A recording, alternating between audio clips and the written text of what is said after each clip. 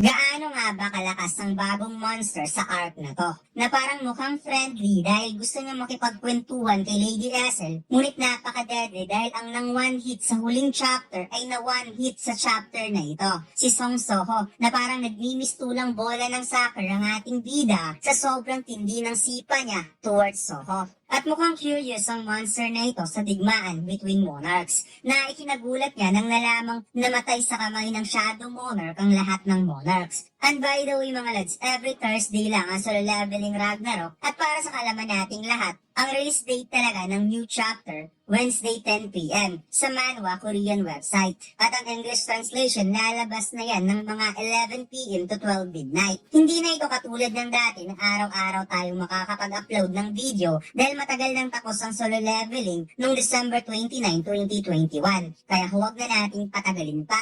Let's go!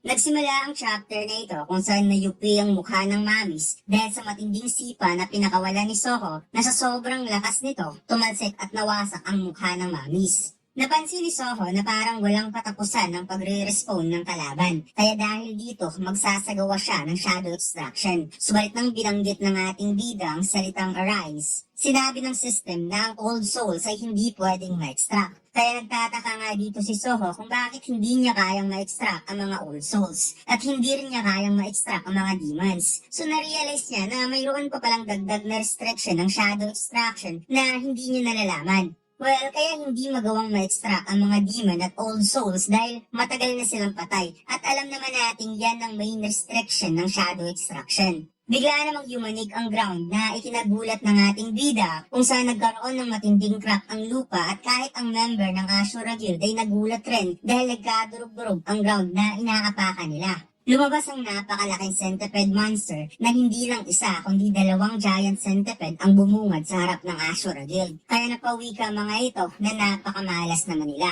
Hindi pa sila tapos sa mga mamis, may dumagdag pang napakalaking monster. At makikita natin dito mga lads na nakita na natin ang centipede na ito sa solo leveling nung napunta si Jinu sa desert dahil sa penalty quest. Pumatake ang giant centipede towards Ashura Guild na mabilis namang iniwasan ng mga hunter kung saan sikreto namang umatake itong si Lady Ethel gamit ang kanyang spear na kaagad niyang ibinaon sa katawan ng monster. Subalit dumulas lamang ang patalim at hindi gumana ang kanyang atake dahil sa tigas ng balat ng monster. Sinabi ni Rio kay Soho na sa sitwasyon daw nila ngayon na nilusob sila ng mga mapaminsalang halimaw, hindi talaga ito maganda. Nadagdag pa niyang sobra talaga siyang nainis sa mga taga-scavenger guild na inunahan sila at kinuha ang kanilang rights sa field type dungeon. Kaya naisip niyang mas maganda na umatas muna sila. Nasagot naman ang ating bida na wikang may matatakasan ba tayo? Naisip ni Soho ang urgent quest na i-resolve ang dahilan ng dimensional crack. Wala naman daw problema kung aatras sila, subalit kahit matatalo pa ng scavenger guild ang boss, hindi pa rin tiyak na makokompleto ang kanyang quest. Bigla namang yumanig ang floor na parang mayroong naglalakad at sa bawat pag-apak nito ay yumayanig ang sahig kung saan napadilot na lamang itong si Rio nang nakita niya ang napakalaking monster na papasok sa kinaroroonan nila habang hinahawakan nito ang poste na parang dinudurog sa laki ng kamay at haba ng kuko. Habang nasa shocking moment itong si Rio, na-realize niya na ang bagong monster na kakalabas lang ay doon dumaan sa dinaanan ng scavenger guild upang puntahan ng dungeon boss. Samantalang si Soho ay nanginig rin ang kanyang kalamnan at na-realize na kahit malayo na ang itinaas ng kanyang stats, nararamdaman niya talaga ang matinding source of energy na bumabalot sa katawan ng monster, kung saan naunawaan niyang ang monster na kaharap nila ngayon na mayroong pulang pangalan na isang matinding calamity at hindi ito katulad ng ibang monster at tinatawag nga ang monster na ito the prisoner of the tomb na may pangalang Amot.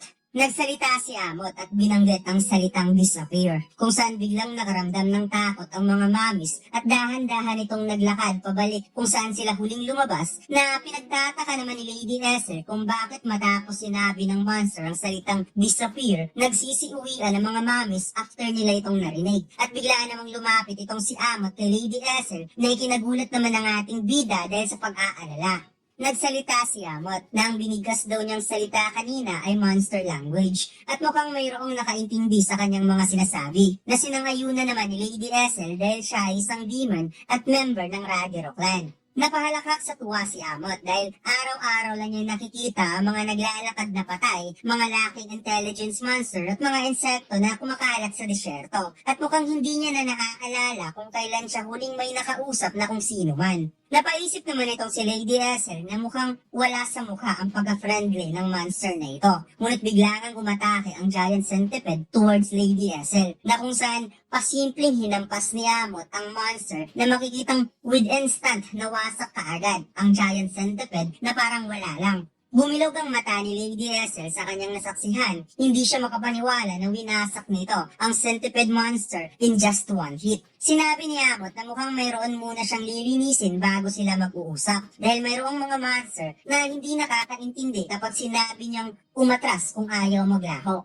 Biglang tumalon si Amot at sa isang iglap, hinati kaagad ng katawan ng centipede monster na kahit si Soho ay napamangha sa lakas ng monster na ito at wala siyang ibang nakita kundi pinatay ng monster ang kauri nitong monster. Habang nasa ere, sinubukan ng centipede na umatake kay Amot at nagawa nga itong maipasok sa kanyang bibig, ngunit bigla namang sumabog ang kanyang lalamunan na parang nagkaroon ng explosive device ang kanyang bibig at gamit ang mahabang kuko, winasik ng pinong-pino ang ulo ng centipede monster at sinabing ayaw niya talaga sa mga insekto. Samantalang, di naman mapakali ang Ashura Guild sa kanilang nakita. Naika nga ni Rio, anong ginagawa ng ganitong klaseng halimaw dito na kayang pumatay ng countless centipede monsters sa isang kisap mata. Dahil sa pagkakaalam niya, ang field type dungeon na ito ay isang C or B rank dungeon according to the investigation. Ngunit dito napagtanto ni Amot na mukhang may mga nilalang na hindi rin kayang makipag-communicate sa kanya at bigla nga niyang inatake itong si Rio upang tapusin kung saan hindi naman nagpatinag itong si Rio at hinanda ang kanyang espada upang depensahan ang sarili. Napasigaw si Lady Ethel sa sobrang gulat dahil bigla ngang kumagit na si Soho at nag-unleash ng matinding suntok gamit ang combination ng ruler's authority at sinabing wala ka atang sense of values kung papatay ka dahil hindi mo ito nakakausap.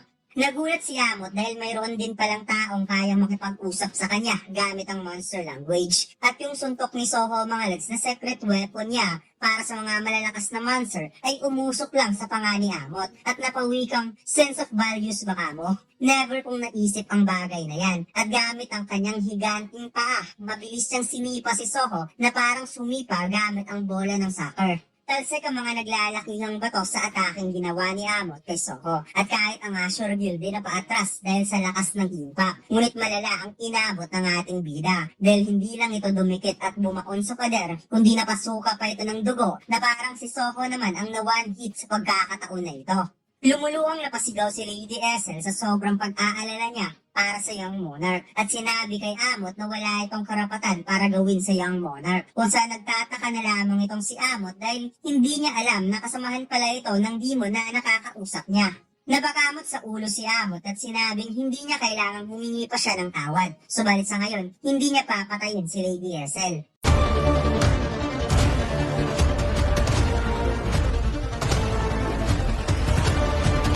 Subukan niyo maglaro ng One Online Studio 4 Episode 7. Ang download link ay nasa baba. Maraming salamat, mga Lods. Napatanong siya kung member nga talaga ng Demon Race ang kaharap niya ngayon, siguradong marami itong nalalaman. Magiging mabait siya kung papawiin nito ang kanyang curiosity at natanong kung ang digmaan sa pagitan ng mga monarch ay tapos na ba at sino ang nanalo. Kaya nagtataka si Lady Ethel kung bakit may nalalaman ang monster na ito sa digmaan sa pagitan ng mga monarchs. Samantalang si Soho ay tuluyan ng nawalan ng malay at humiwalay na nga itong si Gray sa katawan ng ating bida. At narealize ni Amot na mukhang walang intensyong sagutin ni Lady Ethel ang kanyang mga katanungan at mukhang hindi ito makakatulong sa kanya. Habang si Vero naman ay ginigising si Soho na mahimbing sa pagkakatulog.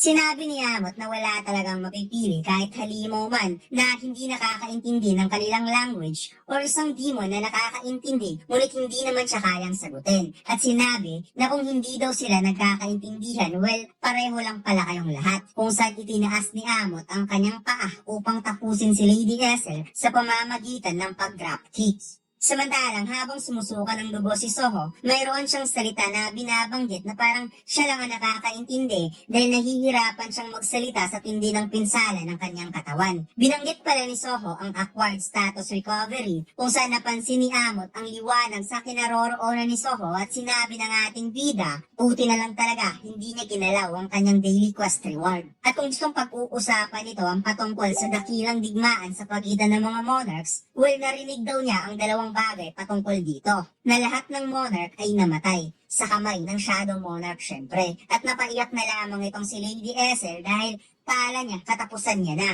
Hindi naman makapaniwala si Amot na tapos na ang digmaan habang siya ay natrap lang sa isang lugar. Kaya kinumpirma ni Soho na talagang tapos na ang digmaan at naisip niya kung bakit nagtatanong ito patungkol sa mga monarchs. Baka isa na naman ito sa mga kamag-anak sa isa sa mga monarch. Inilarawan ni Soho na isang alligator monster si Amot at sa lakas daw nito, nasa S-rank level ang monster na ito. At kakaunting pagkakamali lang, tiyak may kalalagyan talaga sa isang iglap lang.